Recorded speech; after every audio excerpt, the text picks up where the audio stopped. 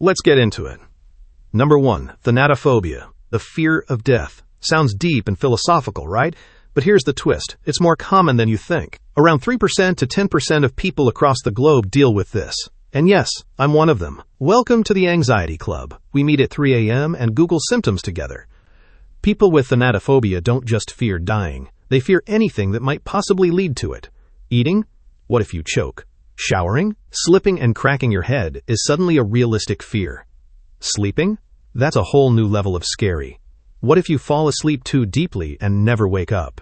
It's mentally exhausting. From what I've noticed, women seem to deal with this more often. Probably because men are too busy doing absurd things like jumping off rooftops or testing if sticking a fork into an outlet actually hurts just a little. Men aren't afraid of death. They're too busy flirting with it. Number 2, necrophobia, the fear of dead things. Not just death, but actual dead stuff. Corpses, coffins, graveyards. The whole haunted house starter pack. People with necrophobia won't just avoid horror movies. They'll literally cross the street to avoid a funeral home. Walking past a cemetery at night? Forget it. They'll sprint like a cat that just saw a cucumber. And honestly, I get it. I once watched a horror movie alone and had to sleep with the lights on for 2 nights. They say ghosts aren't real, but my brain is like, are you sure though? Number 3, megalophobia, the fear of big things. And no, not big responsibilities. We're talking physically massive objects, giant statues, cruise ships, huge machinery. Some people look at those and feel wonder. Others look and think, nope, that thing could eat me. The sensation is like being an ant staring up at a skyscraper. It's not just about size, it's about feeling powerless. Like if that thing moved, you'd be flatter than a pancake. I once met someone terrified of whales. Not sharks, not jellyfish, whales. They couldn't even look at a photo without shivering. Honestly? Fair enough. Whales are enormous, silent and lurking in the deep. That's horror movie energy. Number 4, thalassophobia, the fear of deep water. Imagine floating in the ocean, looking down and seeing nothing, just dark, endless water. Then your brain whispers, hey, what if something's down there? With teeth? This fear isn't just about drowning. It's about the unknown. Maybe it's seaweed. Or maybe it's Cthulhu coming for a snack. I love the beach, but if I can't see the bottom, I'm not going in. Nope, not today, Kraken. Number 5, trypophobia, the fear of small holes. Sounds odd, until you see a lotus seed pod or a wasp nest. Then suddenly, your skin crawls, your stomach flips, and your brain just screams, nope. Scientists think this might be a leftover survival instinct, a way to avoid diseases or parasites. Whatever the reason, ew, that texture needs to stay hidden in the dark. Number 6, automatonophobia, the fear of human-like figures. Mannequins, wax statues, dolls, theme park animatronics, anything that looks human but isn't quite right. You look at it, and your brain malfunctions. Is that thing alive? Is it gonna move? No? Are you sure? The uncanny valley is real. Honestly, mannequins at clothing stores are too creepy to just stand there rent-free. They should be paying rent. Number 7, claustrophobia, the fear of tight spaces. You step into an elevator, the doors close. Suddenly, the air feels heavier, the walls feel closer, and your brain goes straight into panic mode. It's not just the space, it's the feeling of being trapped. You imagine how long it would take to be rescued. Answer, way too long. Number 8, agoraphobia, the fear of open spaces. It's basically the opposite of claustrophobia. Big parking lots, stadiums, empty malls, they're terrifying. Because there's nowhere to hide. You feel exposed, vulnerable, like a single raisin on a white plate, just there.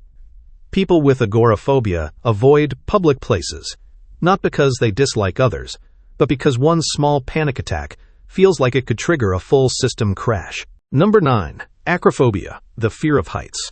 Look down from a tall building and suddenly your legs turn to noodles, even with railings, even when it's totally safe. Your brain goes, what if we jump, just for fun? And you're like, no, shut up.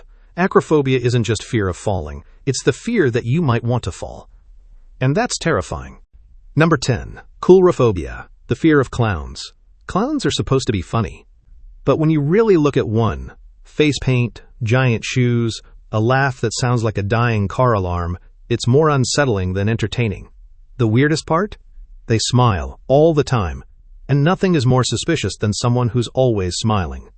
Number 11. Zoophobia, the fear of animals. Some fear spiders, others fear snakes or birds.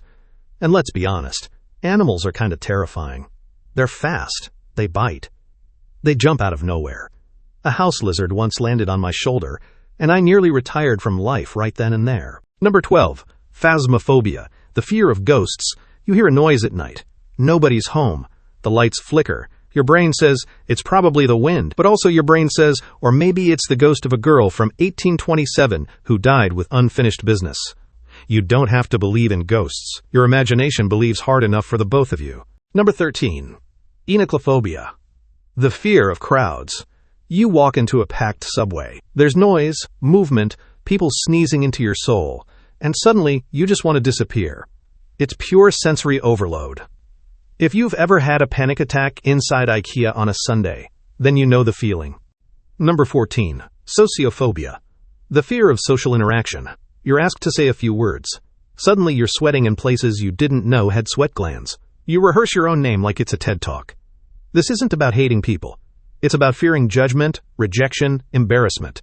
Basically, the full human experience. Number 15. Hypochondria, the fear of illness. Headache, brain tumor, stomach pain, internal bleeding, sneeze, worldwide pandemic. Google becomes your best friend and worst enemy at the same time. Every symptom leads to an imaginary funeral with dramatic music in the background. Number 16. Isoptrophobia, the fear of mirrors. You look in the mirror late at night, and for one split second, your reflection doesn't move when you do. Or worse, it smiles when you're not smiling. That's when you throw the mirror out the window and call it a day. Number 17. Decidophobia, the fear of making decisions. Left or right, chicken or beef. Say yes to the party or stay home in pajamas. This fear is pure analysis paralysis. You're terrified of choosing wrong and living with regret. Honestly, I feel this every time I scroll through Netflix. Number 18. Monophobia, the fear of being alone. The room is silent. Too silent. No messages, no voices, just you and the humming fridge. This isn't just physical solitude. It's the feeling of being forgotten. That no one's coming back. Yeah, that got real fast. Number 19. Chromophobia, the fear of colors. Too much red triggers panic. Bright yellow causes nausea. Some people find colors deeply uncomfortable, so they stick to gray, black, and beige. Basically, dressing like characters in a Swedish crime show. Number 20. Nomophobia, the fear of being without your phone. Your battery is at 2%. No charger, no Wi-Fi, no texts, no memes, no dopamine. It's not just fear, it's a full-blown crisis. Thankfully, phones like the thanatophobia exist, with big batteries and fast charging, just enough to keep us connected and emotionally stable. Now, bonus round. Some of the weirdest fears ever recorded. There's hippopotamonstros esquipedeliophobia, the fear of long words. Yes, it's real, and yes, that's cruel. Who came up with that? There's ablutophobia, fear of bathing, probably invented by someone who just didn't want to shower. Aerophobia, fear of crossing the street. Honestly, understandable. Cars treat crosswalks like suggestions these days. Philophobia, the fear of falling in love. Because love is risky, and heartbreak feels worse than being bitten by a snake while drowning in the ocean. And then there's fear of cooking. Fear of the number 666. Fear of men. Fear of the fear of fear itself. Yes, humans are complicated. So what are we actually afraid of? Some fears make sense. Some are just wild. But all of them remind us that we're human, messy, anxious, beautifully flawed, and, let's admit it, sometimes kind of funny. This is Dino Canvas. Thanks for hanging out in the shadowy corners of the mind with us. Like, subscribe, and tell us in the comments, what are you secretly afraid of?